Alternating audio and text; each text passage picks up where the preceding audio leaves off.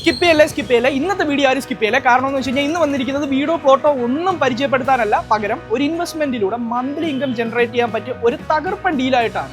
ഞാനിപ്പോൾ നിൽക്കുന്നത് നമ്മുടെ കൊല്ലത്തിന്റെ സ്വന്തം പരവൂർ ജംഗ്ഷനിലായാണ്. ഇവിടെ നിന്ന് നമ്മുടെ കയ്യിൽ സെയിലിനായി വന്നിരിക്കുന്നത് ഒരു കൂറ്റൻ കൊമേഴ്ഷ്യൽ ബിൽഡിംഗ് ആണ്.